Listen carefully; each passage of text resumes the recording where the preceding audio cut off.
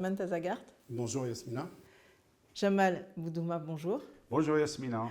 On se retrouve tous les trois pour cette deuxième émission autour du Festival de Cannes parce qu'aujourd'hui, c'est la fin du Festival de Cannes. On a vu la cérémonie de clôture, on sait qui est la palme et on va pouvoir avoir votre avis sur ce palmarès très intéressant. On va commencer par la palme, donc, qui a été attribuée à Fjord. Alors, est-ce que c'est quelque chose que vous redoutiez, que vous attendiez, que vous espériez? Est-ce que c'était un film que vous avez aimé? C'est un film qu'on a aimé, mais ce n'est pas la palme qu'on espérait. Donc ça résume un peu le paradoxe de ce choix. C'est un film qui n'a pas déçu. Christian Mongeau, à chaque fois qu'il vient au festival, il est accueilli avec unanimité. Il soulève des problèmes très contemporains. Il a des positions très courageuses, notamment pour tout ce qui est défense de la tolérance, du vivre ensemble, lutte contre les fanatismes. Donc c'est un réalisateur qu'on aime bien. On est content que son film gagne parce qu'il porte un discours humaniste sur la tolérance, sur le pluralisme, sur le vivre ensemble. Mais enfin, ce n'est pas la palme qu'on espérait parce qu'il y a eu d'autres œuvres qui étaient aussi porteuses de discours très important à la veille d'échéances en France comme partout en Europe, politique et à la veille de transformations sociales qui ne présagent rien de rassurant. Donc c'est des films qui pouvaient, s'ils étaient récompensés, éveiller les consciences, avoir plus de visibilité. Donc on peut penser à Fatherland, on peut penser au film espagnol Bola Negra. Donc il y avait d'autres choix possibles, mais enfin ce n'est pas un choix qui a déçu. Et pour vous? Bon, moi je considère toujours que c'est très subjectif les choix finalement des jurys. Est-ce que ce film il mérite la Palme d'Or? Je crois que oui, c'est un bon film. Et Christian Mongieu, c'est déjà, il a eu une Palme d'Or. Il entre d'ailleurs au cercle très restreint des réalisateurs primés 2 fois avec son film 4 ans, 2 mois, 1 jour, en 2007 je crois. Donc son film, c'est pas, personnellement, j'aurais d'autres films, j'ai préféré d'autres films, mais je crois qu'il a fait aussi un bon film. Il parle de cette famille, ce mariage mixte norvégienne avec un Roumain, avec cette culture un peu traditionnelle, plus chrétienne, très conservatrice, et qui va une confrontation avec les lois dans les pays nordiques, notamment en Norvège, et les répercussions sur les enfants. Donc il mène ce film, donc il arrive à nous raconter cette histoire avec beaucoup de finesse, avec un langage cinématographique oui, il y a une réalisation impeccable. Un rythme, le jeu est magnifique. La comédienne norvégienne, elle est toujours sublime. Donc c'est un film, c'est un grand film qui, voilà, donc il était dans les pronostics. Il me semble que c'est mérité. Et lequel vous auriez préféré? Personnellement, oui. Moi, mon film préféré, c'était Minotaur du réalisateur russe, parce que qui a eu le Grand Prix. Justement, c'est-à-dire il n'est pas sorti bredouille, c'est la médaille d'argent si on utilise un terme sportif. Mais donc c'est un grand film où il est destiné à la fois au grand public et au public du cinéma, puisqu'il y a un hommage à Claude Chabrol dans le film, parce qu'il reprend, il adapte La femme infidèle, le fameux film de Chabrol, l'un des symboles de la nouvelle vague. Donc il le met dans un cadre russe, en parlant, le cadre c'est la guerre en Ukraine, avec cette inquiétude de la population, parce qu'il y a la mobilisation, donc c'est pendant la mobilisation des Russes vers le front, et tout en racontant cette histoire Donc il a vraiment réussi son enjeu. Et bon, il a eu le Grand Prix. Oui, tout à fait. Il a eu le Grand Prix ce soir. Mm. Venons-en au prix de la mise en scène qui a été gagné par les deux Ravières. Je rentre dans le détail de ces deux Ravières. C'est Javier Calvo et Javier Ambrosi pour la Bola Negra.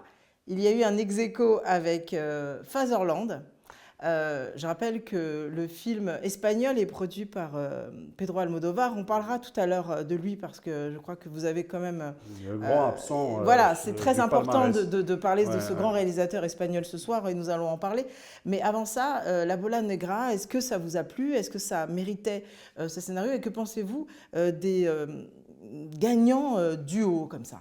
Effectivement, c'est un choix, c'est l'un des choix les moins discutables de ce palmarès. C'est deux films forts qui portent un message très antifasciste, très contemporain, tout en se référant à l'histoire, à la Deuxième Guerre mondiale et aussi à la guerre civile espagnole.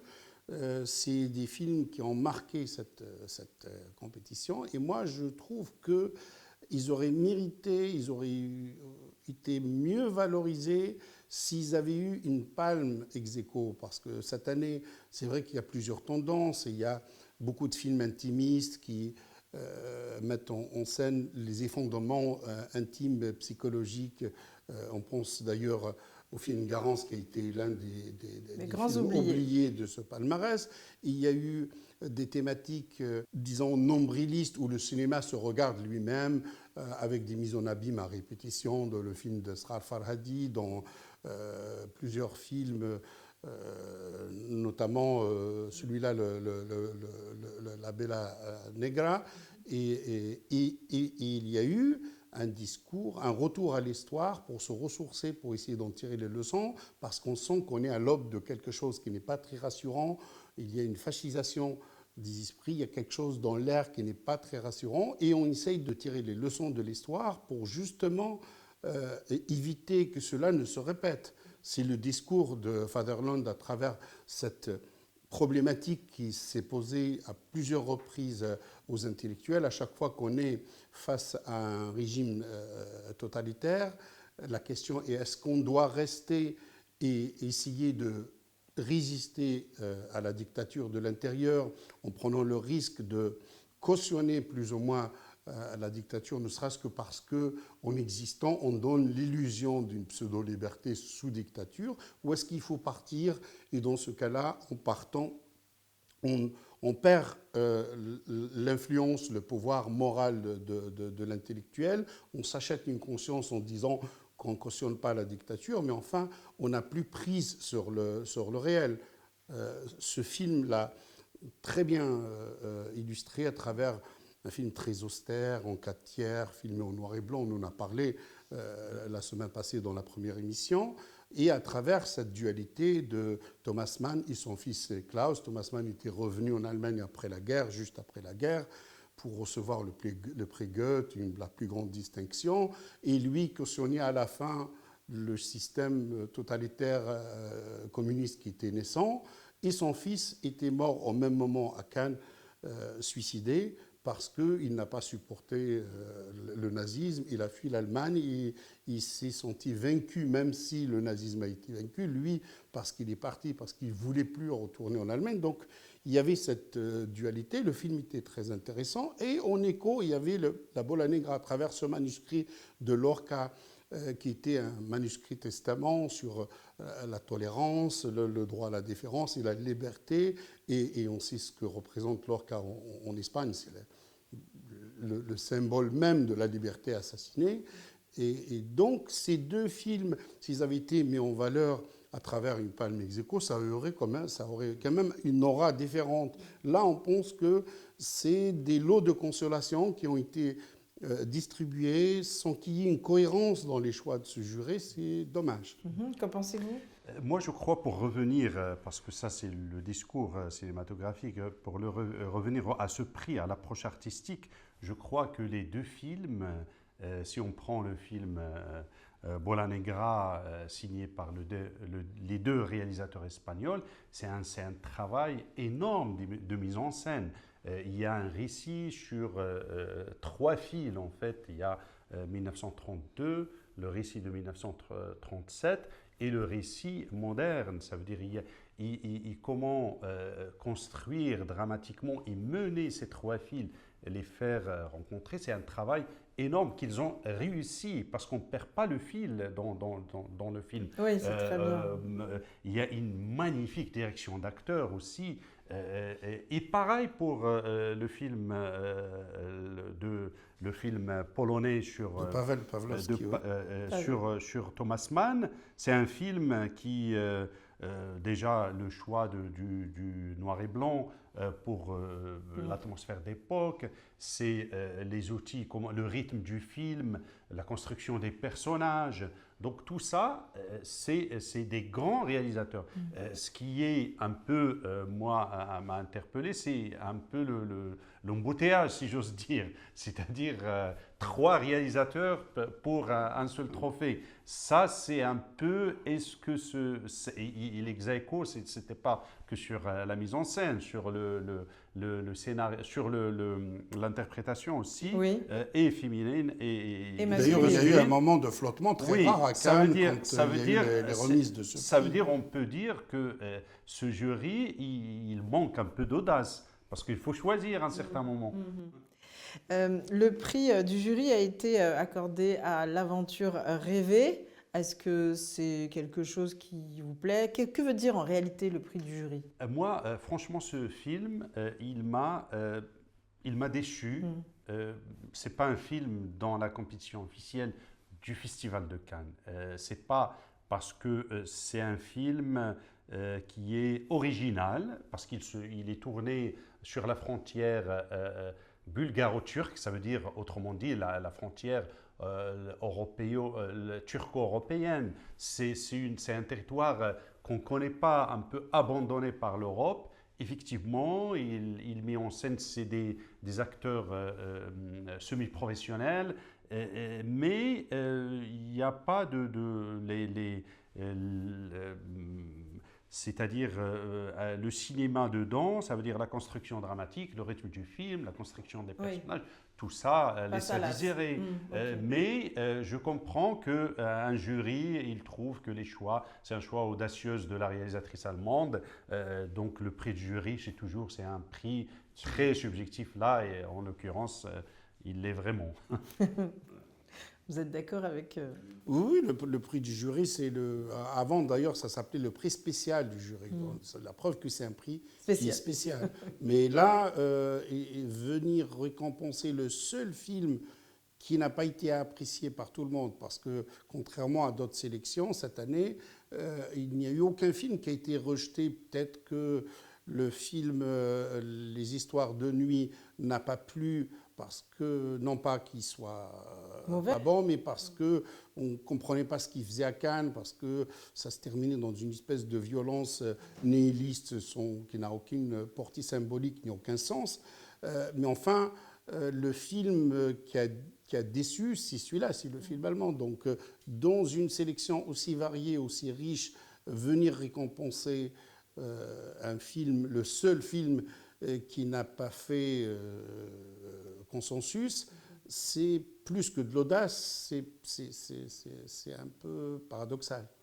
Allez, il y en a un qui a fait consensus cette deuxième semaine, c'est celui d'Emmanuel Mar qui a gagné le prix du scénario. Il était vraiment dans la shortlist de la Palme pour la plupart des médias français.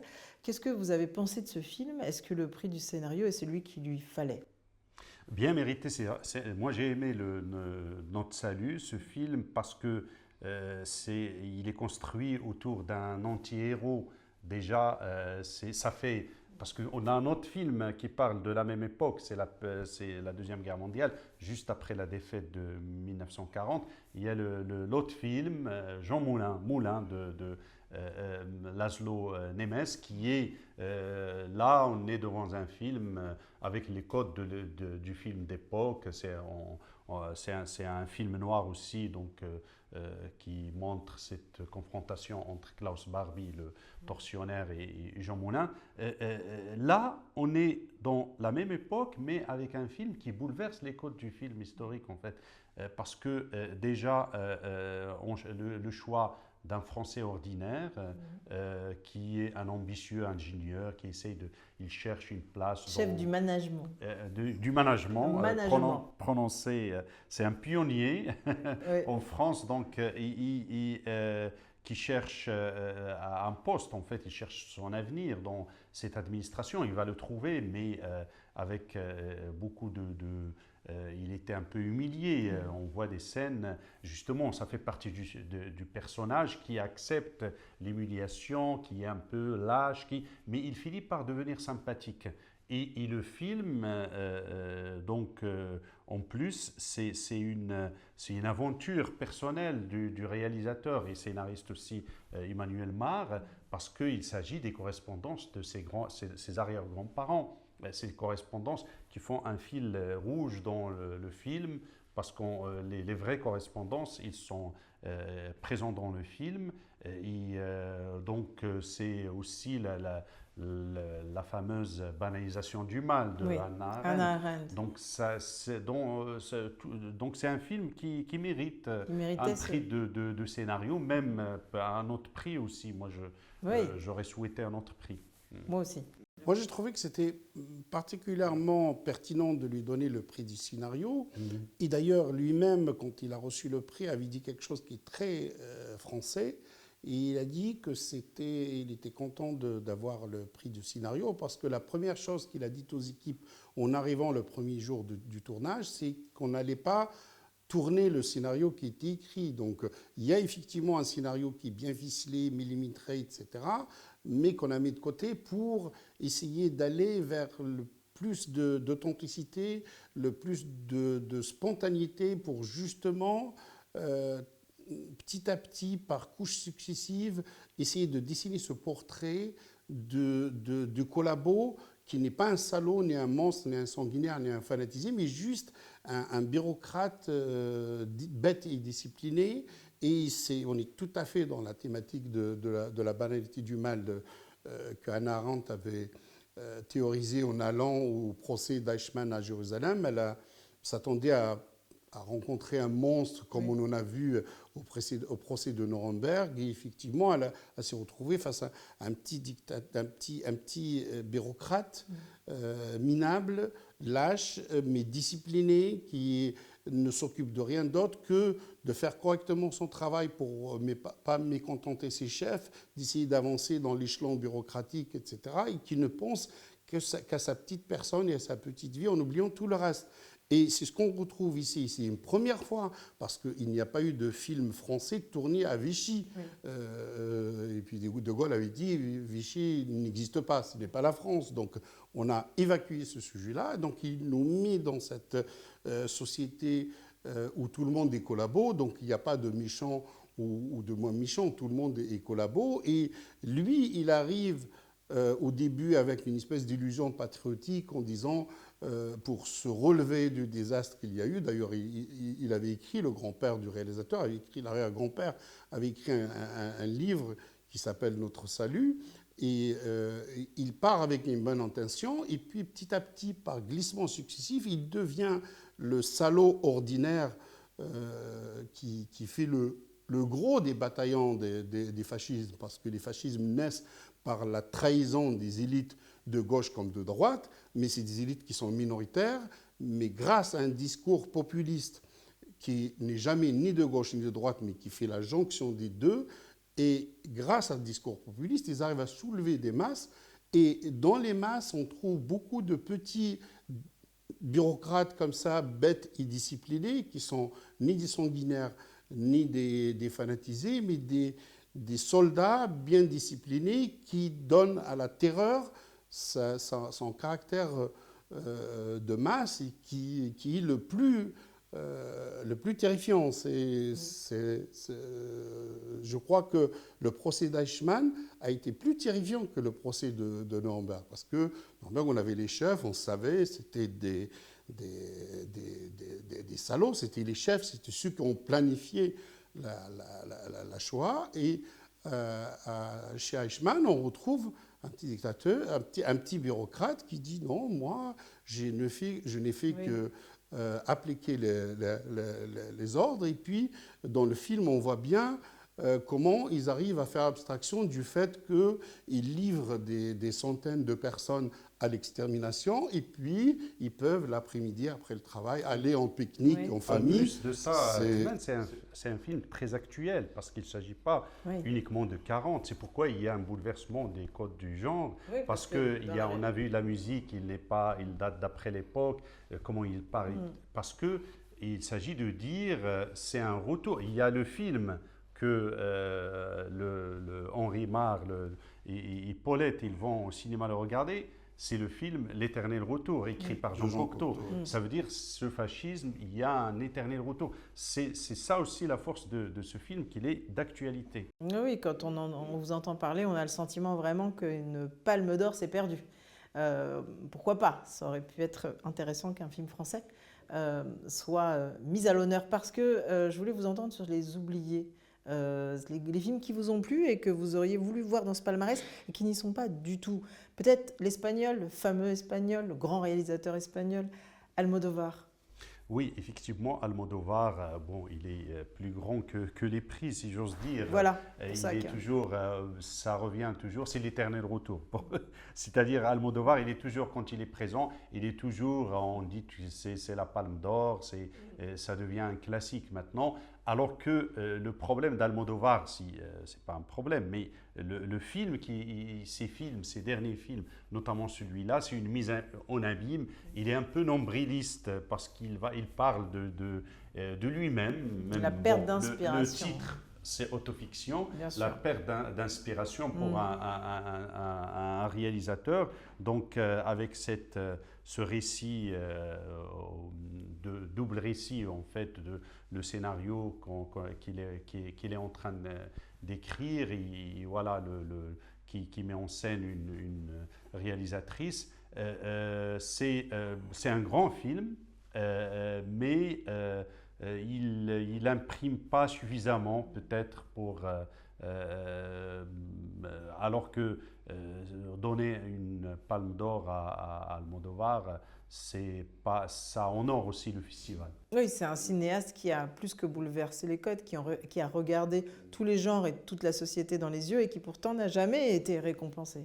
Oui, justement, il a toujours été injustement relégué au prix, même s'il a eu le grand prix pour Tout sur ma mère. Tout sur ma mère méritait amplement la Palme d'Or, et Volver aussi. Il y a eu beaucoup de débats.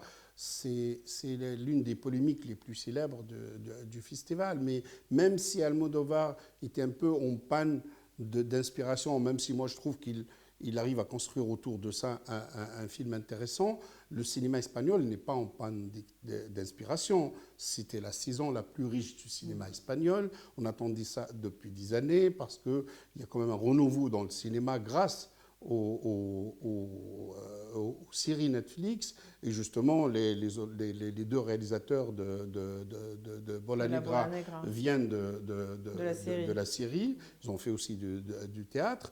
Donc le cinéma espagnol était présent en nombre, 4 films, 5 si on compte les films qui sont hors compétition, mais qui sont dans la sélection officielle.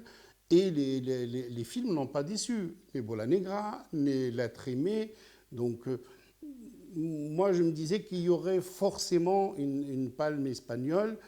Elle aurait pu être pour Almodovar ou pour l'un de ses disciples. Mais malheureusement, le festival est passé à côté de ça une nouvelle fois. Et je trouve aussi que les films français, ils n'avaient pas de chance cette année parce qu'on a c'est un bon cru.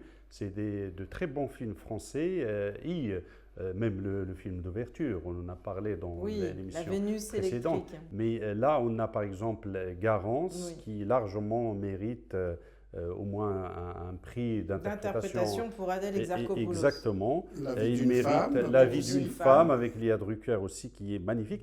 Et même l'histoire de Nuit, moi j'ai trouvé que c'est un bon film, l'adaptation du roman Goncourt de Mauvigné.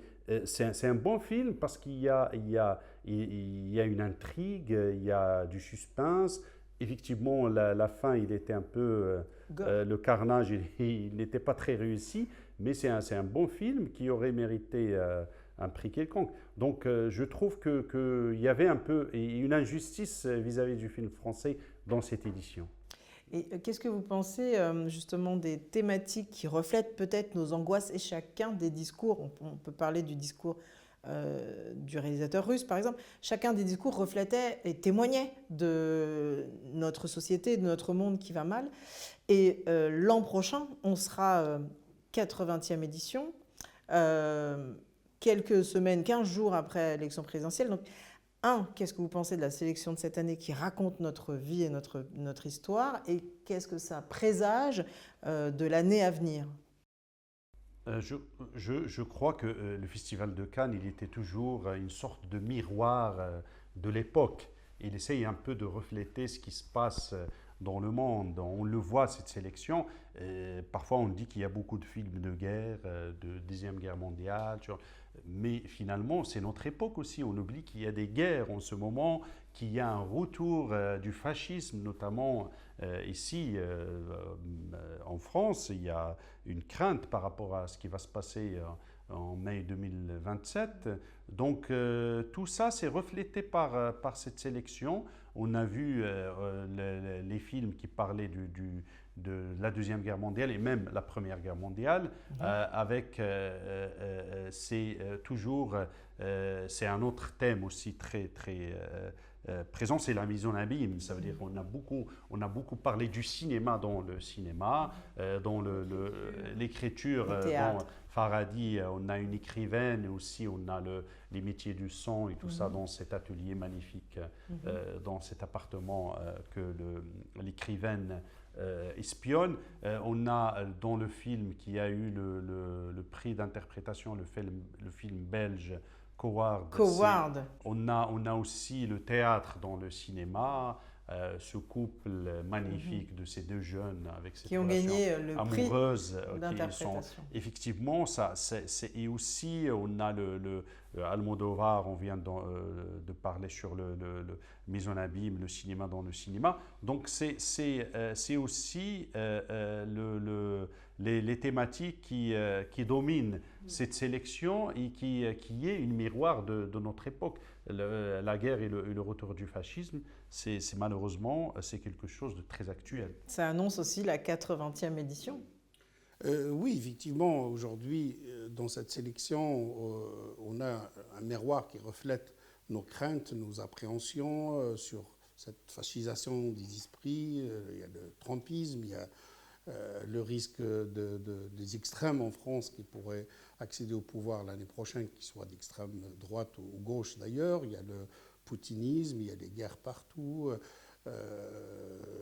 Les films de cette année retracent un peu ces angoisses, essayent de faire réveiller les consciences pour essayer de mettre en garde contre ce qui pourrait arriver. Et la crainte, c'est que l'année prochaine, quand le festival s'ouvrira, on sera à quelques jours de l'élection présidentielle, une semaine ou 10 jours, semaine ou 10 jours après l'élection présidentielle. Et toute la crainte, c'est que les angoisses qu'on a vues cette année à l'écran sortent de l'écran comme dans le célèbre film d'Alfred Hitchcock pour infecter notre vie réelle.